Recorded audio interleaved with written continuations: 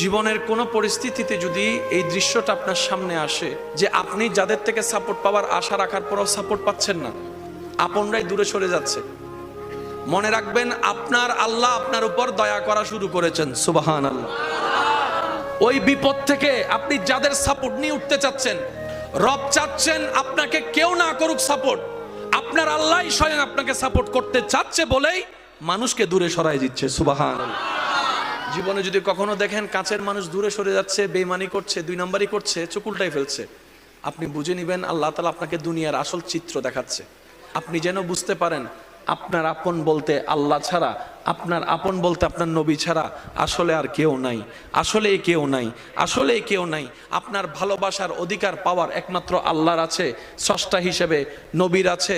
আপনার উম্মত হিসেবে আপনি ভালোবাসবেন আপনার নবীকে, আপনি আল্লাহকে ভালোবাসবেন, আপনার নবীকে ভালোবাসবেন। এই বুঝটা দেওয়ার জন্য আল্লাহ অনেক সময় দুনিয়ার এই বাস্তবতা আমাদের সামনে এনে দেয়।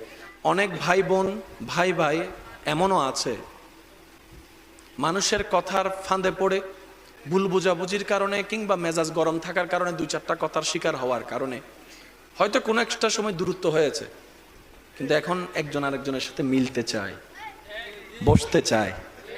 ওনাদের মাথায়ও চলে আসছে বাঁচবো আর কয়দিন, বুড়া তো হয়ে গেছে, কিন্তু ভাইকে এখনো বুকে জড়াতে পারলাম না, অনেক দিন হয়ে গেল। বড় ভাইয়ের মনেও সে তৃষ্ণা থাকে, ছোট ভাইয়ের মনেও সে আকাঙ্ক্ষা থাকে, কিন্তু অনেক দিনের দূরত্বতার কারণে, লজ্জাবোধের কারণে তারা মিলতে পারে না। আমি আমার ভাইদেরকে, যুবক ভাইদেরকে অনুরোধ জানাবো, যদি এরকম কোনো ফ্যামিলি কন্ডিশন হয়, আপনারা যুবকরা মিলে, ভাইরা মিলে, চাস্তো ভাই জাত্তো ভাইরা মিলেই আপনারা উদ্যোগটা নেন, ভাই ভাইকে যেন জড়াই ধরতে পারে, ভুল বুঝাবুঝি যেন শেষ হয়ে যায়। কথা বলেন ঠিক কিনা? বান্দা বান্দাকে মিলানোর কাজ করবে, আল্লাহ সেটা দেখে গুনাহ মাফ করে দিবে। সুবহানাল্লাহ। আমি শুনি না, আরো জোরে বলেন। মিলে থাকেন, কেউ মিলে থাকতে না চাইলে তার আল্লাহরে সে জবাব দিবে। আপনার পক্ষ থেকে আপনি ক্লিয়ার থাকেন, মানুষের উপকার করবেন, থ্যাংক ইউ পাওয়ার আশা রাখবেন না, করতেই থাকবেন। কেন? সে আপনার রবের বান্দা, আপনি বান্দার জন্য করবেন, ওই বান্দার আল্লাহ আপনার জন্য করবে।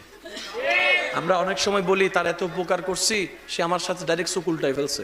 বা এটা দুনিয়ার নিয়ম, আল্লাহ তো এটাই বুঝাতে চায়, এটা দুনিয়া, এটা জান্নাত নয়। আল্লাহর কাছে সবসময় একটা ফরিয়াদ করবেন, আল্লাহ তুমি আমাকে যতদিন ইচ্ছা এই দুনিয়ায় রাখিও, কিন্তু সে থাকাটা যেন তোমার পছন্দের হয়। আল্লাহ যতদিন আমার নিঃশ্বাস চলবে, সেই নিঃশ্বাসটা যেন তোমার পছন্দের সময় কাটে। আল্লাহ আমাকে তুমি যতদিন রাখবা সুস্থভাবে রেখিও,